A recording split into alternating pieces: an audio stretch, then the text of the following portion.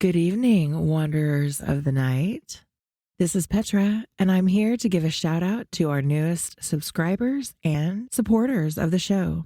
Big shout out to everyone from Buzzsprout, William Tremblay, our longest standing supporter of the show. Also, thank you to Alyssa and LF, supporters from long ago before shout outs began. Thank you also to William Stevens, a new subscriber on Buzzsprout. And from Spotify, thank you sincerely, Mike H. Jett, for your review of the podcast. Always sending you love and positive thoughts and energy. From YouTube, we now have 10 new subscribers, but keep in mind that I can only see your YouTube account name if you've made your subscriptions public. So thanks to 7 of you, plus The Big Moki Show, Randy Hall, and Brian Jacobs. Thank you all so much for your support. Good evening, wanderers of the night. This is Petra, and I'm here to give a shout out to our newest subscribers and supporters of the show. Big shout out to everyone from Buzzsprout, William Tremblay, our longest standing supporter of the show. Also, thank you to Alyssa and LF, supporters from long ago before shout outs began.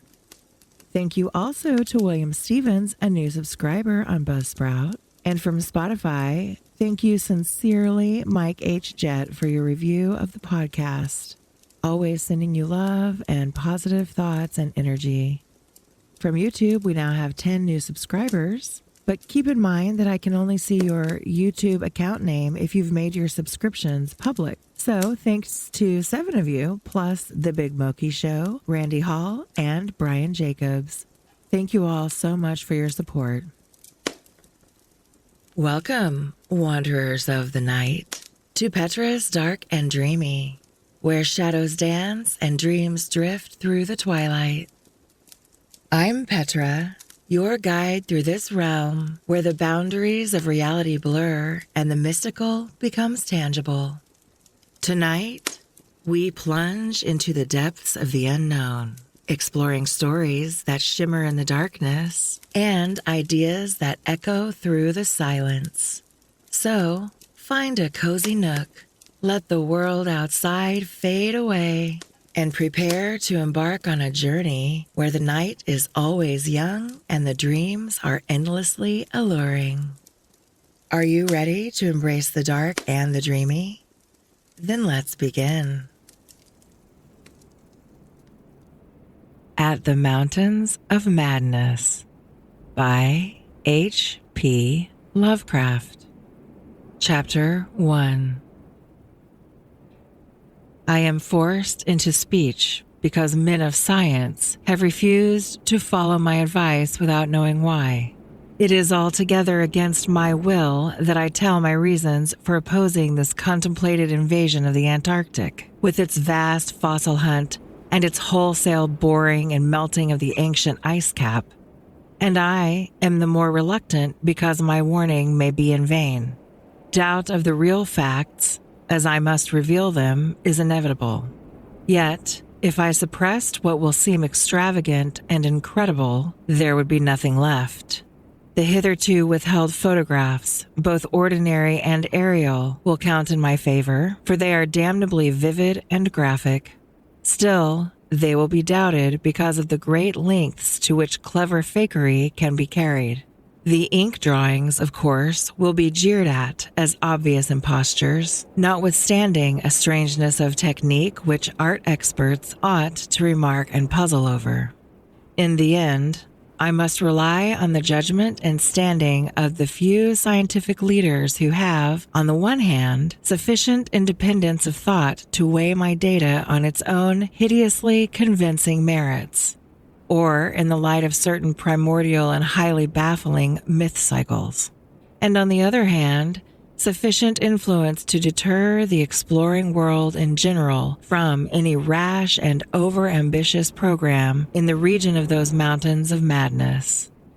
It is an unfortunate fact that relatively obscure men like myself and my associates, connected only with a small university, have little chance of making an impression where matters of a wildly bizarre or highly controversial nature are concerned. It is further against us that we are not, in the strictest sense, specialists in the fields which came primarily to be concerned. As a geologist, my object in leading the Miskatonic University expedition was wholly that of securing deep-level specimens of rock and soil from various parts of the Antarctic continent, aided by the remarkable drill devised by Professor Frank H. Pabodi of our engineering department. I had no wish to be a pioneer in any other field than this. But I did hope that the use of this new mechanical appliance at different points along previously explored paths would bring to light materials of a sort hitherto unreached by the ordinary methods of collection. Pabodi's drilling apparatus, as the public already knows from our reports, was unique and radical in its lightness, portability, and capacity to combine the ordinary artesian drill principle with the principle of the small circular rock drill in such a way as to cope quickly with the strata of varying hardness. Aided by the remarkable drill devised by Professor Frank H. Pabodi, steel head, jointed rods, gasoline motor, collapsible wooden derrick, dynamiting paraphernalia, cording, rubbish removal auger, and sectional piping for bores 5 inches wide and up to 1,000 feet deep, all formed with needed accessories no greater load than 3 7-dog sledges could carry. This being made possible by the clever aluminum alloy of which most of the metal objects were fashioned. 4 large Dornier aeroplanes, designed especially for the tremendous altitude flying necessary on the Antarctic plateau, and with added fuel warming and quick starting devices worked out by Pabodi, could transport our entire expedition from a base at the edge of the Great Ice Barrier to various suitable inland points, and from these points a sufficient quota of dogs would serve us. We planned to cover as great an area as one Antarctic season, or longer if absolutely necessary, would permit, operating mostly in the mountain ranges and on the plateau south of Ross Sea. Regions explored in varying degree by Shackleton, Amundsen, Scott, and Bird, with frequent changes of camp made by aeroplane and involving distances great enough to be of geological significance.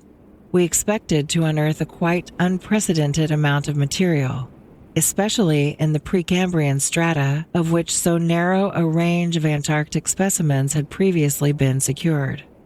We wished also to obtain as great as possible a variety of the upper fossiliferous rocks, since the primal life history of this bleak realm of ice and death is of the highest importance to our knowledge of the Earth's past. That the Antarctic continent was once temperate and even tropical, with a teeming vegetable and animal life of which the lichens, marine fauna, arachnida, and penguins of the northern edge are the only survivals, is a matter of common information, and we hope to expand that information in variety, accuracy, and detail. When a simple boring revealed fossiliferous signs, we would enlarge the aperture by blasting, in order to get specimens of suitable size and condition. Our borings, of varying depth according to the promise held out by the upper soil or rock, were to be confined to exposed or nearly exposed land surfaces, these inevitably being slopes and ridges because of the 1 or 2 mile thickness of solid ice overlying the lower levels. We could not afford to waste drilling depth on any considerable amount of mere glaciation, though Pabodi had worked out a plan for sinking copper electrodes in thick clusters of borings and melting off limited areas of ice with current from a gasoline-driven dynamo. It is this plan, which we could not put into effect except experimentally on an expedition such as ours, that the coming Starkweather Moor expedition promises to follow, despite the warnings I have issued since our return from the Antarctic. The public knows of the Miskatonic expedition through our frequent wireless reports to the Arkham Advertiser and Associated Press, and through the later articles of Pabodi and myself. We consisted of 4 men from the university: Pabodi, Lake of the biology department, Atwood of the physics department, also a meteorologist, and I representing geology and having nominal command, besides 16 assistants, 7 graduate students from Miskatonic, and 9 skilled mechanics. Of these 16, 12 were qualified aeroplane pilots, all but 2 of whom were competent wireless operators. 8 of them understood navigation with compass and sextant, as did Pabodie, Atwood, and I. In addition, of course, our 2 ships, wooden ex-whalers, reinforced for ice conditions and having auxiliary steam, were fully manned. The Nathaniel Derby Pickman Foundation, aided by a few special contributions, financed the expedition. Hence, our preparations were extremely thorough despite the absence of great publicity. The dogs, sledges, machines, camp materials, and unassembled parts of our 5 planes were delivered in Boston, and there our ships were loaded. We were marvelously well equipped for our specific purposes, and in all matters pertaining to supplies, regimen, transportation, and camp construction, we profited by the excellent example of our many recent and exceptionally brilliant predecessors. It was the unusual number and fame of these predecessors which made our own expedition, ample though it was, so little noticed by the world at large. As the newspapers told, we sailed from Boston Harbor on September 2nd, 1930, taking a leisurely course down the coast and through the Panama Canal, and stopping at Samoa and Hobart, Tasmania, at which latter place we took on final supplies. None of our exploring party had ever been in the polar regions before, hence we all relied greatly on our ship captains, J.B. Douglas, commanding the brig Arkham and serving as commander of the sea party, and Georg Thorfinson, commanding the bark Miskatonic, both veteran whalers in Antarctic waters. As we left the inhabited world behind, the sun sank lower and lower in the north and stayed longer and longer above the horizon each day. At about 62 degrees south latitude, we sighted our first icebergs, table-like objects with vertical sides, and just before reaching the Antarctic Circle, which we crossed on October 20th with appropriately quaint ceremonies, we were considerably troubled with field ice. The falling temperature bothered me considerably after our long voyage through the tropics, but I tried to brace up for the worst rigors to come. On many occasions, the curious atmospheric effects enchanted me vastly, these including a strikingly vivid mirage, the first I had ever seen, in which distant bergs became the battlements of unimaginable cosmic castles. Pushing through the ice, which was fortunately neither extensive nor thickly packed, we regained open water at south latitude 67 degrees, east longitude 175 degrees. On the morning of October 26th, a strong land blink appeared on the south, and before noon we all felt a thrill of excitement at beholding a vast, lofty, and snow-clad mountain chain which opened out and covered the whole vista ahead.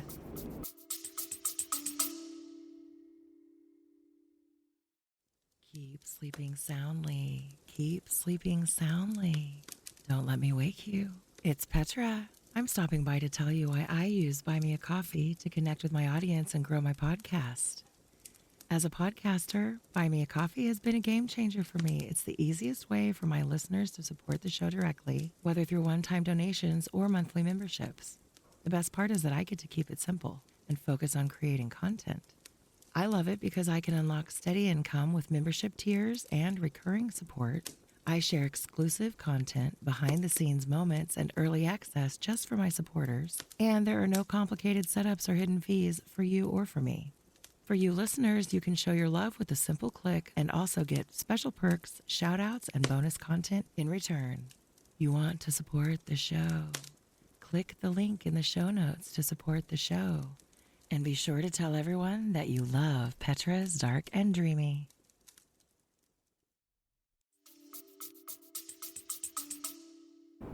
At last, we had encountered an outpost of the great unknown continent and its cryptic world of frozen death.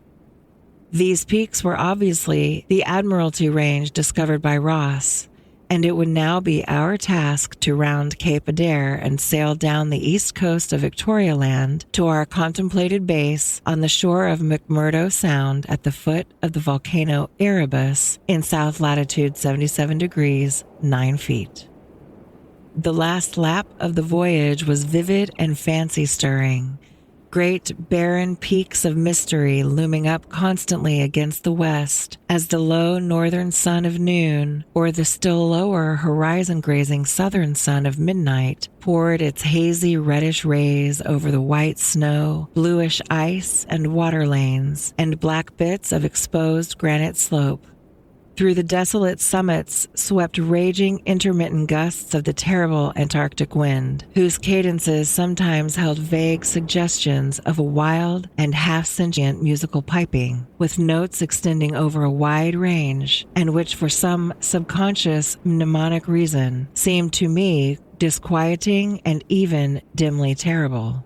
Something about the scene reminded me of the strange and disturbing Asian paintings of Nicholas Roerich and of the still stranger and more disturbing descriptions of the evilly fabled Plateau of Leng, which occur in the dreaded Necronomicon of the mad Arab Abdul al-Hazred. I was rather sorry later on that I had ever looked into that monstrous book at the college library. On the 7th of November, sight of the westward range having been temporarily lost, we passed Franklin Island, and the next day descried the cones of Mount Erebus and Terror on Ross Island ahead, with the long line of the Parry Mountains beyond. There now stretched off to the east the low, white line of the Great Ice Barrier, rising perpendicularly to a height of 200 feet, like the rocky cliffs of Quebec, and marking the end of southward navigation. In the afternoon, we entered McMurdo Sound and stood off the coast in the lee of smoking Mount Erebus. The scoriac peak towered some 12,700 feet against the eastern sky, like a Japanese print of the sacred Fujiyama, while beyond it rose the white, ghost-like height of Mount Terror, 10,900 feet in altitude, and now extinct as a volcano. Puffs of smoke from Erebus came intermittently, and one of the graduate assistants, a brilliant young fellow named Danforth, pointed out what looked like lava on the snowy slope, remarking that this mountain, discovered in 1840, had undoubtedly been the source of Poe's image when he wrote 7 years later of the lavas that restlessly roll their sulphurous currents down Yanek in the ultimate climbs of the pole, that groan as they roll down Mount Yanek in the realms of the boreal pole. Danforth was a great reader of bizarre material and had talked a good deal of Poe. I was interested myself because of the Antarctic scene of Poe's only long story, the disturbing and enigmatical Arthur Gordon Pym. On the barren shore and on the lofty ice barrier in the background, myriads of grotesque penguins squawked and flapped their fins, while many fat seals were visible on the water, swimming or sprawling across large cakes of slowly drifting ice. Using small boats, we effected a difficult landing on Ross Island shortly after midnight on the morning of the 9th, carrying a line of cable from each of the ships and preparing to unload supplies by means of a breeches buoy arrangement. Our sensations on first treading Antarctic soil were poignant and complex, even though at this particular point the Scott and Shackleton expeditions had preceded us.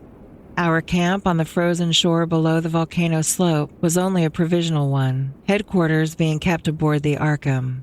We landed all our drilling apparatus, dogs, sledges, tents, provisions, gasoline tanks, experimental ice melting outfit, cameras both ordinary and aerial, aeroplane parts, and other accessories, including 3 small portable wireless outfits, besides those in the planes, capable of communicating with the Arkham's large outfit from any part of the Antarctic continent that we would be likely to visit. The ship's outfit, communicating with the outside world, was to convey press reports to the Arkham Advertiser's powerful wireless station on Kingsport Head, Massachusetts. We hoped to complete our work during a single Antarctic summer, but if this proved impossible, we would winter on the Arkham sending the Miskatonic north before the freezing of the ice for another summer's supplies. I need not repeat what the newspapers have already published about our early work. Of our ascent of Mount Erebus, our successful mineral borings at several points on Ross Island, and the singular speed with which Peabody apparatus accomplished them, even through solid rock layers. Our provisional test of the small ice-melting equipment, our perilous ascent of the Great Barrier with sledges and supplies, and our final assembling of 5 huge aeroplanes at the camp atop the barrier. The health of our land party, 20 men and 55 Alaskan sledge dogs, was remarkable, though of course we had so far encountered no really destructive temperatures or windstorms. For the most part, the thermometer varied between 0 and 20 degrees or 25 degrees above, and our experience with New England winters had accustomed us to rigors of this sort. The barrier camp was semi-permanent and destined to be a storage cache for gasoline, provisions, dynamite, and other supplies. Only 4 of our planes were needed to carry the actual exploring material, the 5th being left with a pilot and 2 men from the ships at the storage cache to form a means of reaching us from the Arkham in case all our exploring planes were lost. Later, when not using all the other planes for moving apparatus, we would employ 1 or 2 in a shuttle transportation service between this cache and another permanent base on the Great Plateau from 600 to 700 miles southward, beyond Beardmore Glacier. Despite the almost unanimous accounts of appalling winds and tempests that poured down from the plateau, we determined to dispense with intermediate bases, taking our chances in the interest of economy and probable efficiency. Wireless reports have spoken of the breathtaking 4-hour non-stop flight of our squadron on November 21st, over the lofty shelf ice, with vast peaks rising on the west and the unfathomed silences echoing to the sound of our engines.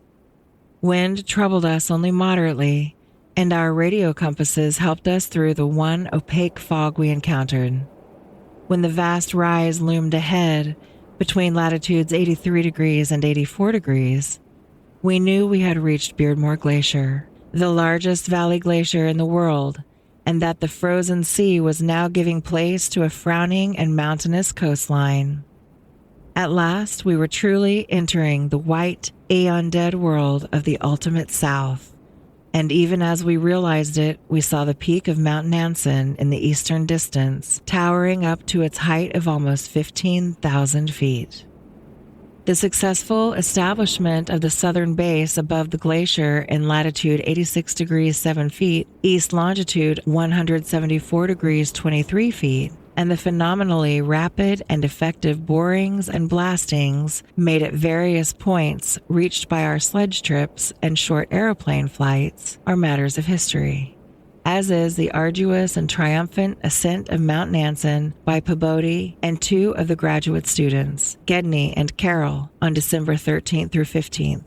We were some 8,500 feet above sea level, and when experimental drillings revealed solid ground only 12 feet down through the snow and ice at certain points, we made considerable use of the small melting apparatus and sunk bores and performed dynamiting at many places where no previous explorer had ever thought of securing mineral specimens. The Precambrian granites and Beacon sandstones thus obtained confirmed our belief that this plateau was homogeneous with the great bulk of the continent to the west, but somewhat different from the parts lying eastward below South America, which we then thought to form a separate and smaller continent divided from the larger one by a frozen junction of Ross and Weddell seas, though Bird has since disproved the hypothesis.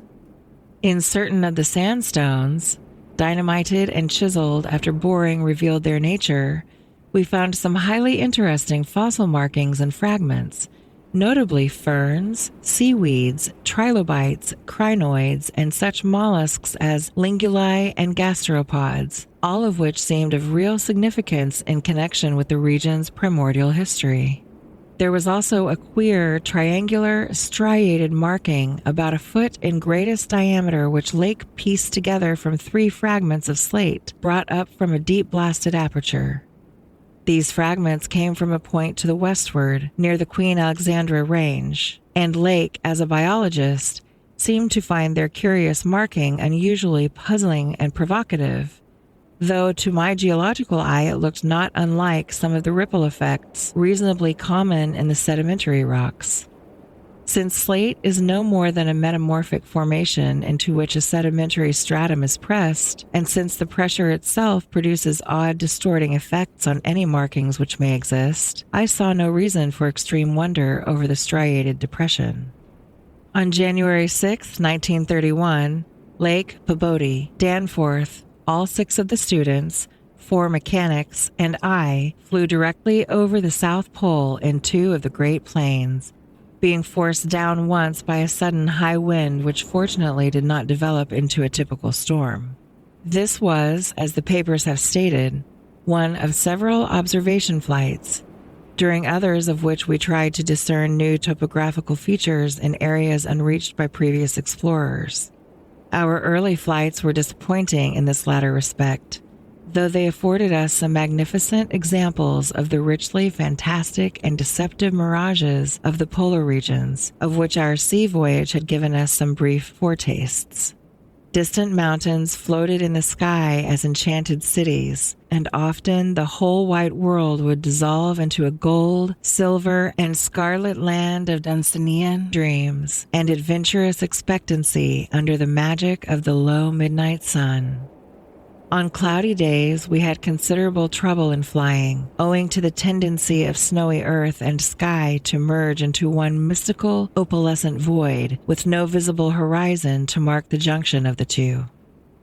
At length, we resolved to carry out our original plan of flying 500 miles eastward with all 4 exploring planes and establishing a fresh sub-base at a point which would probably be on the smaller continental division, as we mistakenly conceived it.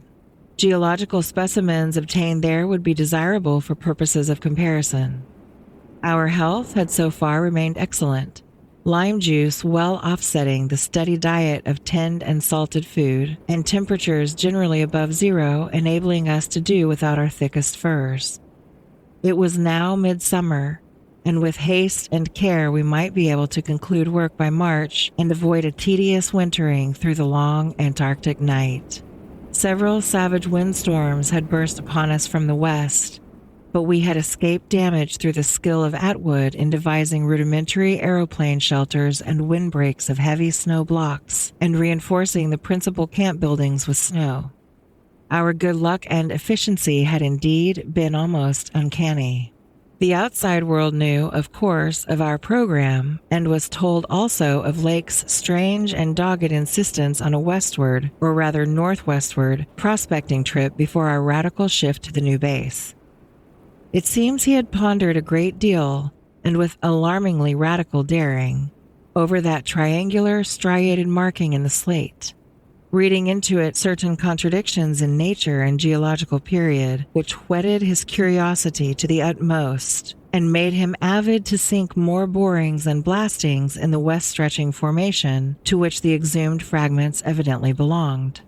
He was strangely convinced that the marking was the print of some bulky, unknown, and radically unclassifiable organism of considerably advanced evolution, notwithstanding that the rock which bore it was of so vastly ancient a date, Cambrian, if not actually Precambrian, as to preclude the probable existence not only of all highly evolved life, but of any life at all above the unicellular, or at the most the trilobite stage. These fragments with their odd marking must have been 500 million to 1,000 million years old.